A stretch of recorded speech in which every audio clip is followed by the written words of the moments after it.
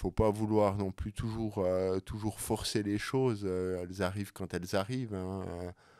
Il y a un ordre des choses, il y a des éléments dans la vie qui déclenchent un certain nombre d'étapes, et, et c'est bien ainsi, c'est bien ainsi. Mais je pense que l'important, c'est toujours de rester authentique et pas trahir ses valeurs. Salut et bienvenue au podcast Développement avec Brian Oumana. Pourquoi ce podcast ? Pour apprendre, être inspiré et partager tout ça avec toi. Dans cet épisode, j'échange avec Frédéric Matet, cofondateur de diverses entreprises et membre de plusieurs conseils d'administration. Aujourd'hui, comme beaucoup d'entre nous, il s'intéresse particulièrement à l'IA. Dans cette partie 2, on a abordé plusieurs thèmes comme ce qui le passionne, on parle de gouvernance versus l'opérationnel, du plaisir et qu'il faut parfois se forcer. Il cite des ressources pour se développer en IA et sur d'autres sujets et bien d'autres points. Je te souhaite un excellent épisode.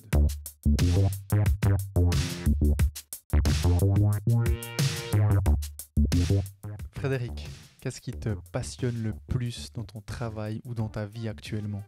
Moi, je vis de passion et finalement d'éléments pris à gauche, à droite.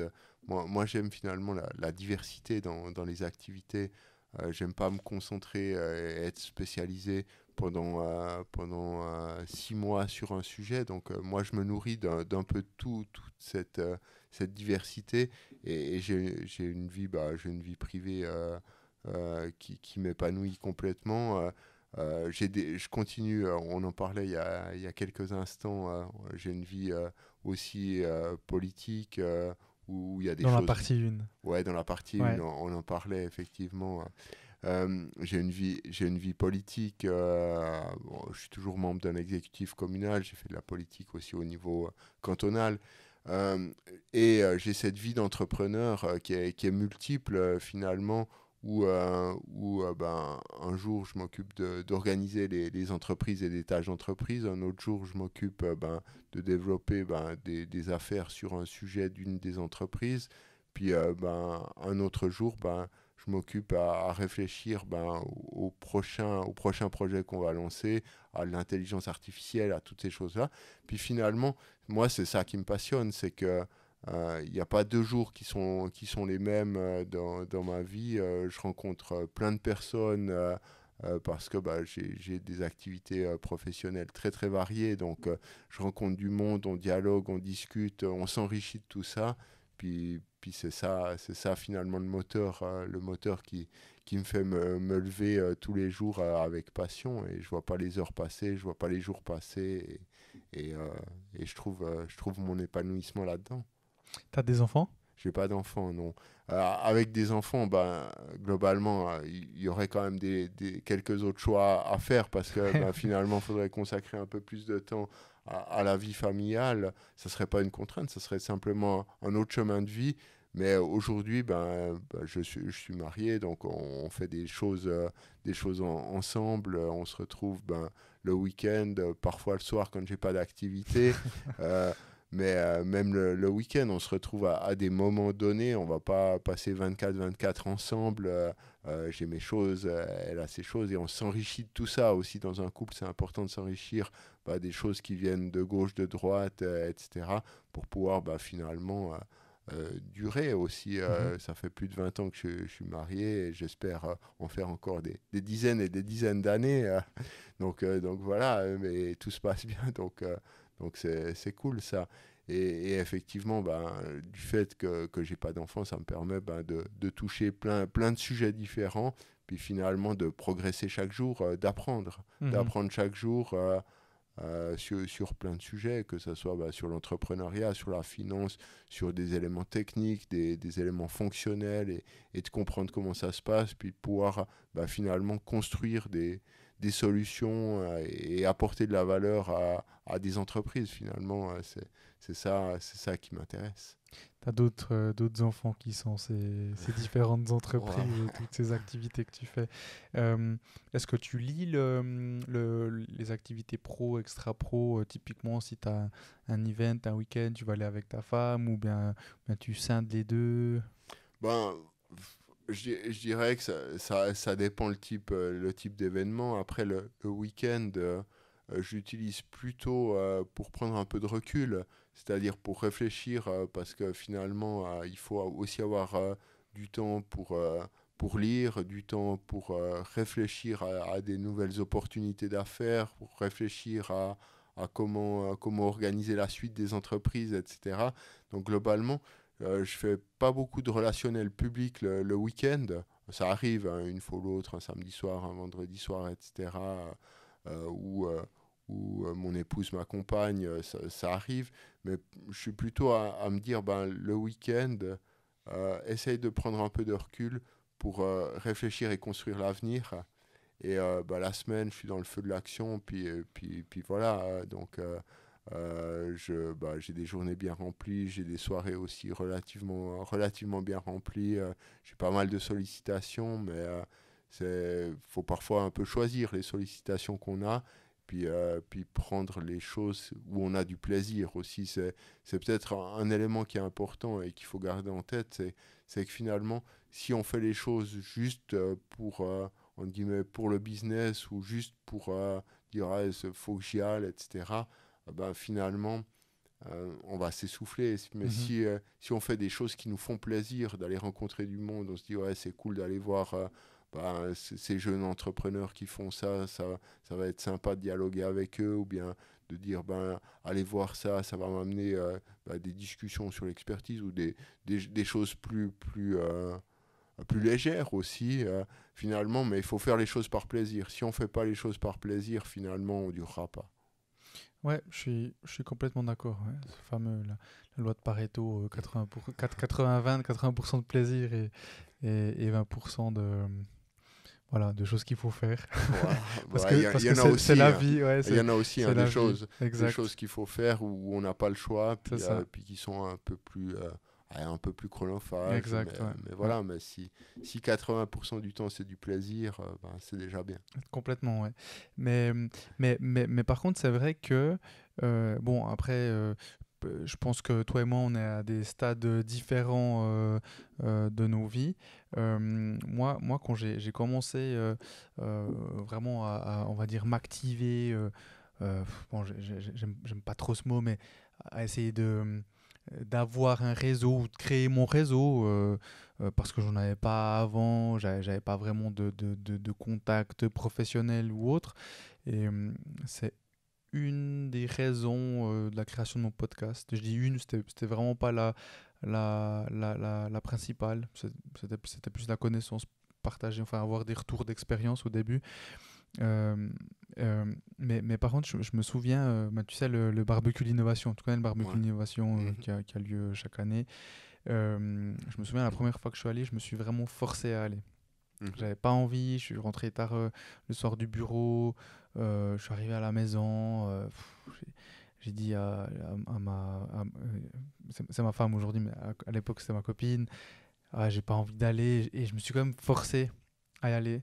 J'y suis allé et j'ai fait des magnifiques rencontres, dont maintenant une personne qui est proche de moi, qui est un associé pour une start-up dans laquelle je suis aussi. Euh, et puis le barbecue d'innovation de cette année, pareil, j'ai fait des rencontres.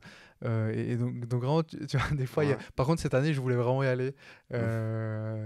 Mais parfois, il y a quand même ce petit truc. Une fois qu'on t'a pas envie, ben bon, allez, Ouais, tu te forces un petit peu, quoi. des fois, effectivement, il faut le petit élément et se forcer à y aller. Puis Ouais, c'est après, ça. une fois qu'on est dans le rythme, une fois qu'on est sur place, ben, toutes les choses s'alignent et finalement, on prend du plaisir et c'est bien ainsi. Mais parfois, effectivement, il faut se forcer à Ouais, faire des choses pour pouvoir aller à des steps suivants. c'est ça. Et finalement, c'est souvent dans ce type d'événement des belles rencontres, mais pas que des rencontres finalement professionnelles, Ah parce non, que du tout, du tout. globalement, on est dans un milieu plutôt décontracté où on va Mhm. pouvoir faciliter les échanges et on va pouvoir rencontrer des personnes sous un autre angle et finalement construire des choses. Ouais, complètement. Ouais, je pense que, enfin, en tout cas, moi, c'est pour ça que j'aime pas trop le terme réseautage, parce que moi je crée des relations. Je vais pas parler avec une. Enfin, ça m'arrive, peut-être je parle avec une personne et je sens qu'il n'y a pas de feeling, je vais pas retourner vers cette personne. Mhm. Euh, je, je, je suis opportuniste dans le sens, je pense, positif du terme.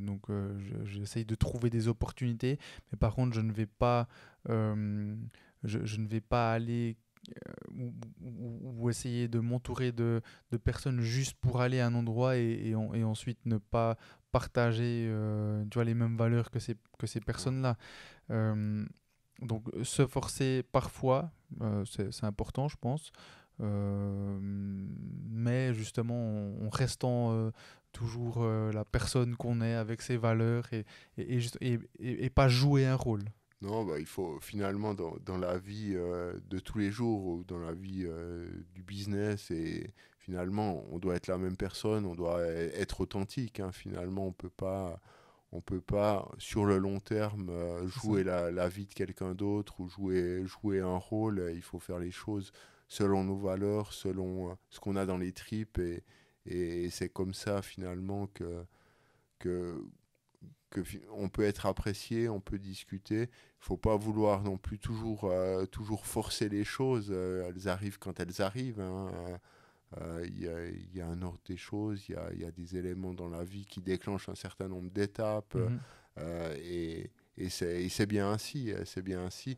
Mais je pense que l'important, c'est toujours de rester authentique et pas trahir ses valeurs. Complètement. C'est important, hein. Mhm. Toi, il y a, je trouve que tu as un profil intéressant dans le sens où tu sièges dans des conseils d'administration. Donc, typiquement, tu es le président du conseil d'administration de l'IDIS, hein, c'est juste, tu es le Ouais, c'est président. juste.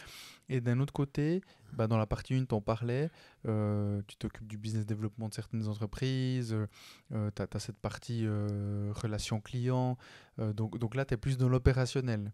Mhm. Donc tu as vraiment ces deux casquettes. Et là, je trouve intéressant parce que tu as dit que le week-end, c'est aussi pour toi le moment de justement sortir de la tête du guidon et puis réfléchir à quelles nouvelles idées, aux opportunités. Euh, est-ce que comment tu fais pour vraiment différencier l'un de l'autre? Je te pose cette question parce que moi aujourd'hui, je travaille avec mon père, donc je suis associé aussi, on a l'entreprise, on a une toute petite entreprise, on est 12 personnes. Et alors je pense que la taille fait aussi que, c'est-à-dire que bah, aujourd'hui, moi, uniquement d'être dans la stratégie, ce serait pas possible, je suis encore trop...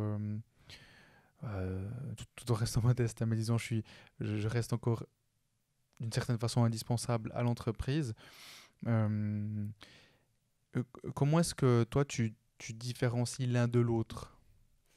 Je sais pas si je les différencie finalement l'un de l'autre. L'un nourrit l'autre, et finalement, bah, bien sûr, il y a un moment pour penser stratégie, pour analyser un certain nombre de choses, puis il y a un moment pour aller faire des choses très opérationnelles, discuter avec un client qui souhaite faire évoluer son projet, ou qui souhaite discuter des services qu'on y apporte, et peut-être d'augmenter le niveau de service qu'on y apporte, etc., etc.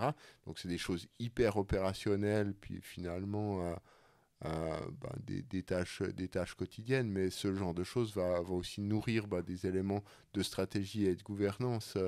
Euh, il faut le problème, pour autant que ça soit un problème, mais moi je l'identifie comme un problème, c'est quand on est uniquement dans la gouvernance d'entreprise et qu'on n'est plus du tout dans l'opérationnel.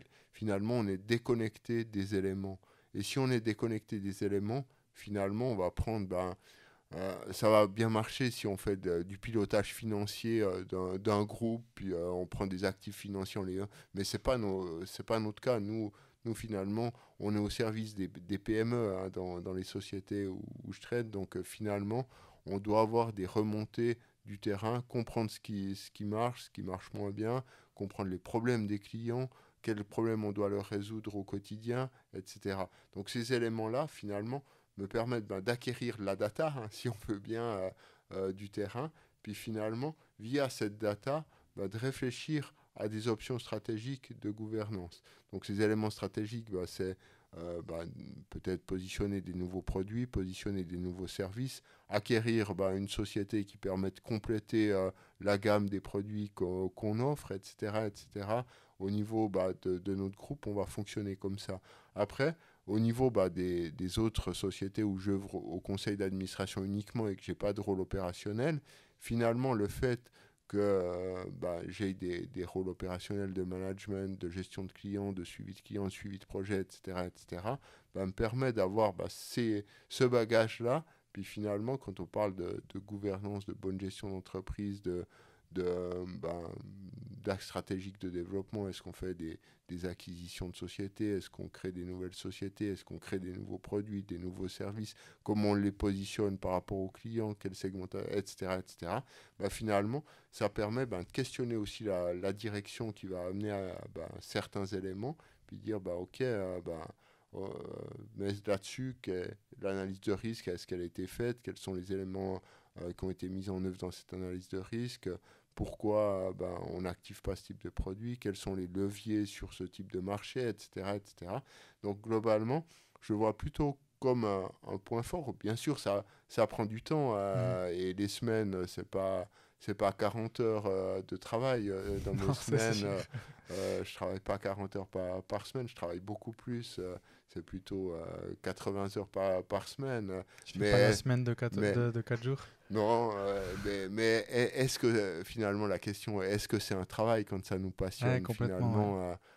Moi je me nourris de tout. Si je me promène ou je visite quelqu'un, etc., je vois quelque chose, je me dis, on pourrait peut-être le transformer, puis en faire quelque chose. Voilà, donc la curiosité de ça fait que je ramène ça en me disant ça peut être industrialisé, ou je vois quelque chose, je visite une entreprise dans un autre contexte ou autre, puis je vois des choses qui se font, ou bien il y a des artisans qui viennent chez moi faire des travaux dans ma maison, puis je vois comment ça se passe, puis je me dis mais pourquoi ils font ça comme ça, on pourrait optimiser. Voilà, donc je vous rachète. Non, mais je veux pas les racheter, mais je me pose la question, mais pourquoi ils viennent 3 fois chez moi quand s'ils venaient une fois, qu'ils avaient testé, qu'ils avaient optimisé, qu'ils proposaient pas 5 produits différents, mais qu'un seul produit, mais qu'ils connaissaient par cœur, ils le feraient en quelques minutes, puis pas en 3 heures, puis ils ne devraient pas téléphoner au support du fournisseur, etc. Donc voilà, moi, toutes ces choses-là me nourrissent, puis finalement font que j'adore le rôle opérationnel, j'adore le rôle stratégique de gouvernance, etc. Puis je trouve que ça marche assez bien, mais ça pourrait pas matcher si j'avais que 40 heures à disposition dans la semaine, parce qu'il faut aussi, même si on est un petit peu plus grand que ta société, on n'est pas une multinationale, et dans notre philosophie, il est important qu'on connaisse nos clients, qu'on connaisse leurs besoins, qu'on connaisse leur profil, qu'on s'implique, que nos clients puissent serrer aussi la main aux personnes qui dirigent. Ouais. Nous, c'est dans nos valeurs, ces choses-là. Donc globalement, même si on reprend une société et qu'on grandit gentiment, etc., que nos sociétés marchent bien, on veut continuer d'avoir cette proximité-là, même au niveau de la gestion électronique de documents, où on a des partenaires à l'international, on est présent dans 15 pays, mais on connaît nos partenaires internationaux, on les connaît tous, on les a tous visités une fois ou l'autre, où ils sont venus en Suisse, on a discuté avec eux, et ça nous paraît être des choses importantes, ceci. Tu parles plusieurs langues? Moi, je suis assez mauvais dans les langues. T'as ChatGPT? Ouais, j'ai ChatGPT pour traduire. Non, après... bien sûr, 3 mots, j'arrive dans les différentes langues, mais je suis assez mauvais. Par contre, mon associé Alfredo Hoffman, lui, il parle allemand. Allemand, espagnol, italien, anglais. Ouais, je disais allemand, passé Hoffman. Ouais, il a fait l'école primaire il y a quelques années déjà de ça, mais en allemand. Mais il a vécu en Argentine. Donc, et il est sa mère est italienne. Okay. Donc tu vois, le mélange culturel, le mélange des langues. Et il est très, très à l'aise avec les langues. Et c'est un plaisir de travailler avec lui pour le développement international, parce que lui, il maîtrise parfaitement ceci. Ouais, j'imagine, ok. Tu parles de 80 heures par semaine. ça me fait me poser une question. Quand tu dis 80, t'inclus les events que tu as les soirs. Par exemple, moi, un truc, tu sais, les repas avec les clients ou autres. Parfois, si je réfléchis au temps que je passe de travail, je me demande, enfin, c'est juste pour moi, hein, personne contrôle mes heures, personne, tu vois, mais c'est juste pour me dire, ben, en fait, aujourd'hui, est-ce que j'ai, si je commence à 7h30, parce que moi, je m'entraîne les matins, donc imagine Ouais. à 7h30 ou 7h45 le matin, et j'arrive à 19h à la maison avec un repas, je dis n'importe quoi, à 2h, imagine, parce que c'était avec un client, et puis voilà. Alors oui, tu parles de... Enfin, tu crées une relation, encore une fois, on en revient Ouais. à l'humain, à la relation, mais ben, tu vas aussi parler peut-être business, tu vas parler de l'affaire, etc. Donc toi, quand tu parles de 80 heures, c'est tout. Donc peut-être il y a ben, justement une assemblée générale, tu as une assemblée politique, c'est un peu tout. Et c'est de lundi à vendredi ou c'est de lundi à dimanche comment que- Ouais, après, je parle de 80 heures. Il y a peut-être des semaines où je fais 70 heures, puis des semaines où j'en fais 90. Je suis pas à contrôler au chronomètre. Ouais, ouais, c'est clair. Mais finalement, comment se passent mes journées? Le matin, je me lève relativement tôt. Ouais, je sais pas, entre 5 heures et 5h30, j'ai pas de réveil. Donc, je me lève Ok. spontanément à ces heures-là. Ben, je vais d'abord ouais, faire deux, trois choses. Je m'occupe de mon chien, j'ai un chien, Ok, donc ok. je m'occupe un petit moment de mon chien. Après, je vais checker mes mails, donc je vais commencer déjà à travailler, voir s'il s'est passé des choses Ouais. durant la nuit, lire des informations, quelques informations. Puis ceci m'amène vers 6h30 où je vais prendre le petit déjeuner avec mon épouse. On va prendre un moment ensemble, une demi-heure, trois quarts d'heure ensemble, une demi-heure ensemble. Puis après les choses vont s'enchaîner jusqu'à jusqu'à 17h, 17h30, 18h. Ça dépend un peu de mon emploi du temps dans la journée. Est-ce que j'ai un repas à midi d'affaires? Est-ce que j'en ai pas? J'ai pas tous les jours des repas d'affaires à midi. Ouais. Ça m'arrive d'en avoir. C'est pas tous les jours le cas. Ça m'arrive de prendre aussi juste un sandwich en fonction des priorités que j'ai et des choses qui s'enchaînent. Puis globalement, après, soit j'ai quelque chose le soir, ça peut être un apéritif, ça peut être une séance, ça peut être ces choses-là. Donc ça va s'enchaîner.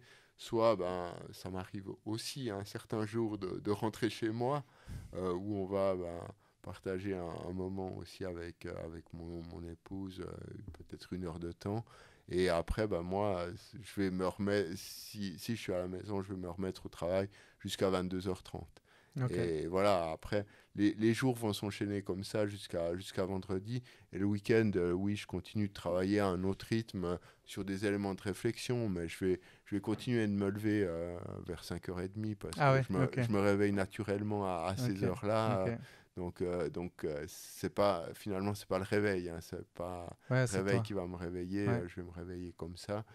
Et, euh, et voilà, donc mais je vais faire d'autres choses le week-end. Je vais profiter de faire des activités avec mon épouse. Je vais peut-être faire une balade, une promenade. Je vais faire un certain nombre de choses, une visite, un repas, une rencontre entre amis, etc.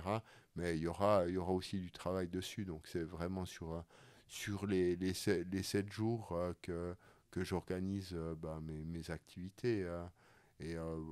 Comme j'ai dit, des semaines, ça peut être 70 heures, d'autres, ça peut être 90 heures en fonction aussi de l'activité de la semaine. Si j'ai des activités avec un peu plus de conseil d'administration ou des activités en soirée, il faut peut-être récupérer deux, trois choses. Mhm. Puis il y aura une charge de travail un peu plus importante. Puis voilà. Quand tu parlais des week-ends, tu as dit que tu lisais les week-ends aussi, tu Ouais. prenais du temps un peu pour lire les week-ends. Est-ce qu'il y a des ressources que tu recommandes ou que tu recommanderais dans n'importe quel sujet, hein, que ce soit l'IA, peu importe. On peut lire de tout finalement. Toi, toi, Ouais, qu'est-ce que tu lis, toi? ben, euh, on peut lire des choses dans du marketing, par exemple, commencer par le pourquoi, qui est finalement Simon Sinek. ouais, qui est un classique. C'est des choses qu'on peut lire et même relire quelques années après en ayant un autre vécu, un autre angle et d'autres approches. On peut lire de la biographie, on peut même lire des choses plus anciennes sur l'art de la guerre ou des choses comme ceci. Je dis pas qu'il faut faire la guerre, je dis simplement qu'on peut lire Mhm. ceci, puis globalement on peut en tirer quelques enseignements et quelques parallèles avec la vie de tous les jours, avec le business, avec toutes ces choses-là. Je suis pas à lire forcément de l'académique, pas forcément à lire du management. Oui, j'en lis, euh, mais je lis pas que ça. Et finalement, on tire des enseignements de tout, de la vie. Je lis peu de romans, ça c'est vrai, mais je lis les biographies des financiers de toutes ces choses-là. Je les ai tous lus rapidement, mais je les ai tous lus parce que finalement il y a des choses intéressantes à en sortir, et ça fait partie de la culture générale. Quelle biographie, par exemple, ou laquelle t'a marqué? Ah,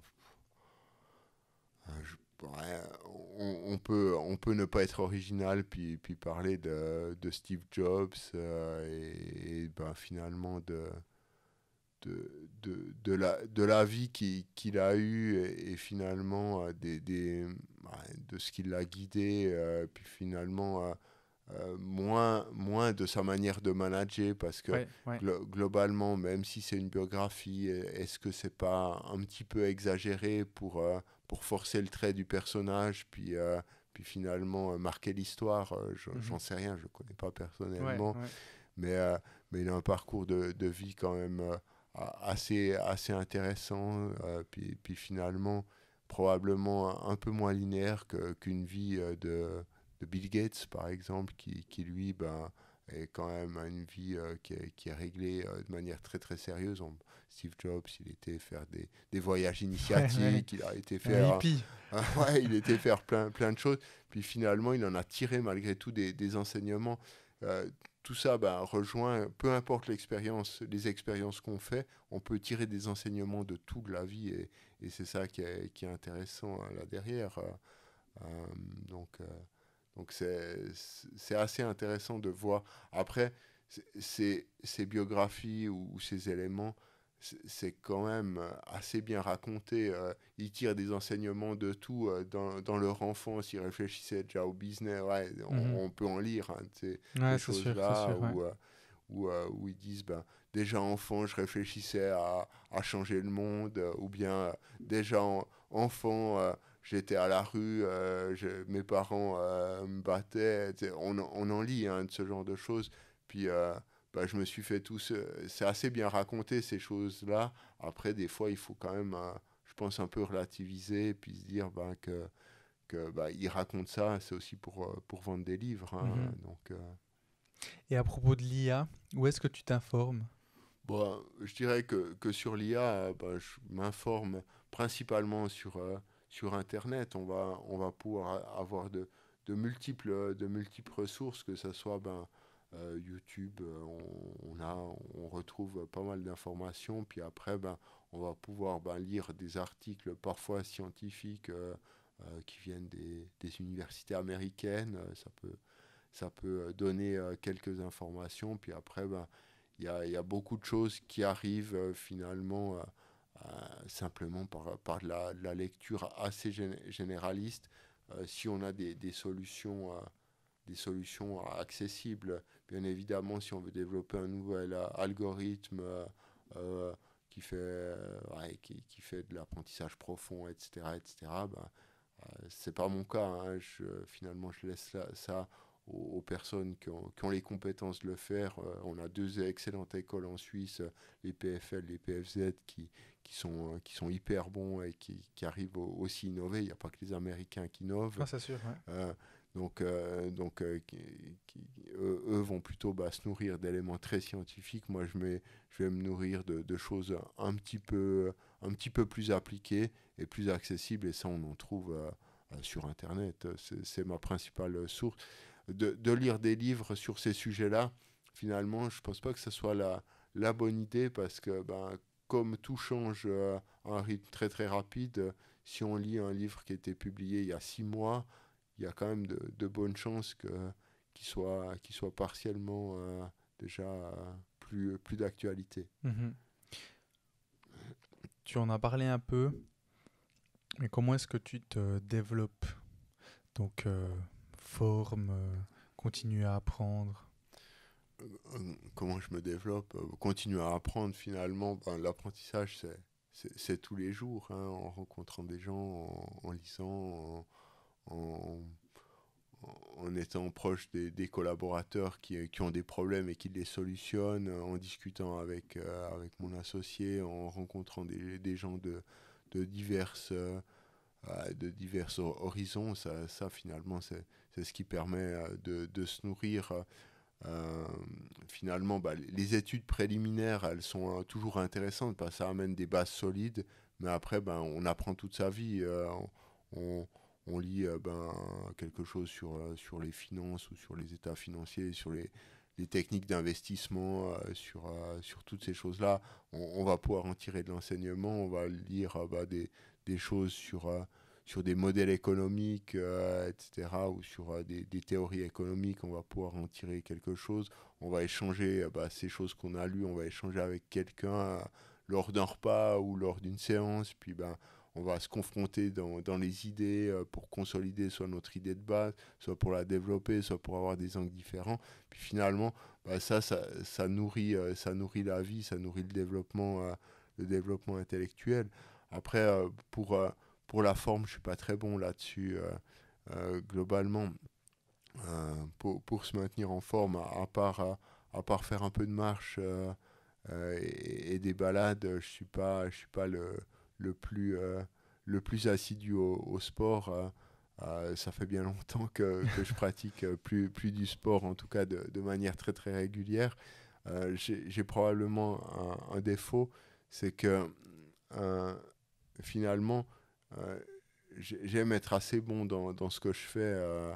T'es compétitif. Ouais, et globalement, j'ai pas assez de temps pour être compétitif en sport. Donc, Je comprends. c'est pas une excuse.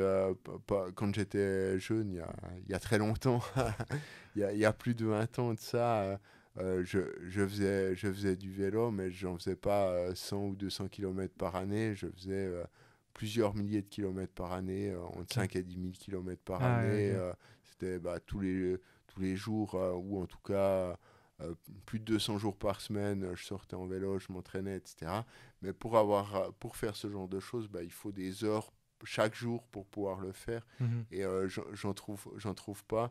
Puis en faire 2 fois par mois, puis avoir de la peine à faire une ascension, ça me frustre trop. Donc voilà, je préfère m'abstenir. Mais par contre, oui, je fais des balades. Puis après, j'ai un rythme de vie qui est quand même relativement sain. J'essaye de dormir correctement, environ entre 6h30 et 7h30 par nuit, et j'essaye de le faire 7 jours sur 7. Ceci, j'essaye de manger quand même relativement sainement, même si je vais parfois faire Les apéros, les events. des choses comme ça, mais globalement, j'essaie quand même d'avoir une vie saine parce que il faut durer et il faut être en forme. Mhm. C'est clair. Frédéric, j'ai une question d'un de mes invités, anciens invités. Ok. La question est la suivante. Est-ce que la Suisse peut continuer de rester hors de l'Union européenne? Vaste débat, vaste sujet qui entre aussi sur mon côté politique. Justement, c'est marrant que cette question, Ouais. parce que c'est pas moi qui l'ai choisi. Ouais. Je les prends dans l'ordre. Hein. et ça tombait sur toi. Et je me suis dit que ça allait t'intéresser. Ouais, c'est un sujet qui m'intéresse. Finalement, euh, la position aujourd'hui qu'on a hors de l'Union européenne est, je pense, une assez bonne solution. Pour autant qu'on arrive à négocier des accords qui ont de la valeur avec l'Union européenne, des accords sur le libre marché, des accords sur l'accès au marché, des accords sur l'électricité, un certain nombre d'accords qu'il faudra et qui sera nécessaire de négocier afin de trouver une coopération gagnante-gagnante avec l'Union européenne, tout en gardant notre identité suisse. Je pense que c'est des éléments qui sont importants d'entrer, puis de reprendre tous les acquis européens en une fois et finalement faire partie du grand bain européen en étant la petite Suisse. Finalement, je pense que ce n'est pas la bonne solution parce qu'on sera noyé dans cette masse européenne.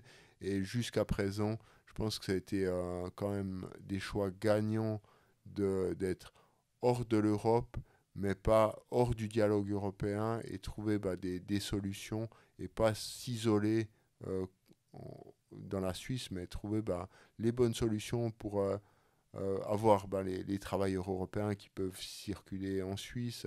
L'accès à la main-d'œuvre, c'est hyper important pour la Suisse. Avoir accès aux fonds de recherche européenne, c'est aussi hyper important de collaborer sur ces sujets-là, puis sur plein d'autres sujets. Donc, pas entrer à grands pas dans l'Union européenne, mais trouver des solutions pragmatiques de discussion avec eux. Puis bien sûr, faire des concessions, il faudra en faire. Hein. On ne peut pas avoir que les bénéfices de l'extérieur tout en restant indépendant. Il faudra quand même faire un certain nombre de concessions pour pouvoir continuer à prospérer en Suisse. Et ma dernière question pour toi, Frédéric, qu'est-ce que le succès, selon toi? Le succès, il est différent pour chacun, mais finalement, pour moi, c'est d'avoir l'impression de pouvoir amener un petit caillou à la société, hein, finalement, à la construction de la société de manière générale, hein, pas la société en termes d'entreprise, la société en termes de fonctionnement général, c'est de pouvoir essayer de contribuer à ma manière à cette évolution de la société, par mes entreprises en amenant de l'innovation utile, accessible aux PME et pas qu'aux grandes sociétés, en amenant des solutions à des citoyens aussi via mes engagements politiques, ou en essayant d'y contribuer. Et finalement, c'est pour moi, et finalement, de me lever avec plaisir tous les jours, avoir une vie épanouie dans ma vie privée. C'est ça le succès finalement. C'est les choses simples de la vie. Il y a pas de recette miracle, il n'y a pas un succès. Finalement, chacun a son succès et chacun trouve son chemin. Et il faut vivre avec son chemin et être heureux avec ce qu'on peut faire, ce qu'on peut construire et trouver son épanouissement là-dedans. Donc, c'est pas l'argent. Non, c'est pas. L'argent, finalement, c'est toujours facile quand on en a un petit peu de dire c'est pas l'argent. C'est toujours simple de dire ce genre de choses. Mais finalement, l'argent, oui, il en faut, mais ça doit être un outil au service de sa vie. Moi j'ai pas besoin d'avoir la plus grande des maisons, la plus belle des voitures, finalement, ce genre de choses. Euh, ben, ouais, oui, on peut en tirer un certain plaisir, mais c'est du plaisir à court terme, ce genre C'est de sûr, choses, ouais. à mon sens. Je ne suis pas un consommateur, finalement. Euh, L'argent, il est agréable pour avoir une vie en sécurité, puis de ne pas se poser des questions à la fin du mois, comment je vais payer mes factures, etc. De pouvoir avoir la liberté de réfléchir à des investissements, à construire ces entreprises, etc. C'est ça, finalement, ma notion de l'argent, c'est un outil au service plus qu'une fin en soi. Ouais, je suis complètement d'accord. Je disais ça juste parce que c'est marrant, il y a personne qui m'a dit l'argent. Ouais, après c'est peut-être tabou, mais si finalement ce qui nous nourrit c'est l'argent, fondamentalement on va pas y arriver. C'est une conséquence. Si on fait bien son travail, si on fait bien les choses, si on est sérieux, si on est rigoureux, etc., il va découler forcément un résultat financier là derrière, mais globalement c'est pas ça qui doit nous motiver à faire les choses. Ouais, c'est exactement ce que je pense. C'est une conséquence. Frédéric, pour moi, on est bon. On a fait pas mal de temps. Est-ce que toi, il y a quelque chose, un point, t'aimerais ajouter? Non, pour moi c'est tout bon. C'était un plaisir de partager ces moments avec toi et cette discussion avec toi. J'espère que ça t'a aussi plu. Oui, beaucoup. Ouais. Merci beaucoup. Merci. Et à bientôt. À bientôt. Ciao. Merci d'avoir écouté cet épisode et s'il t'a plu, pour m'aider à continuer, abonne-toi à Développement avec Brian Oumana sur ta plateforme de podcast préférée et ou sur YouTube et n'oublie pas de donner ton avis en le notant. Je te donne rendez-vous le dernier vendredi de ce mois pour un nouvel épisode. Ciao.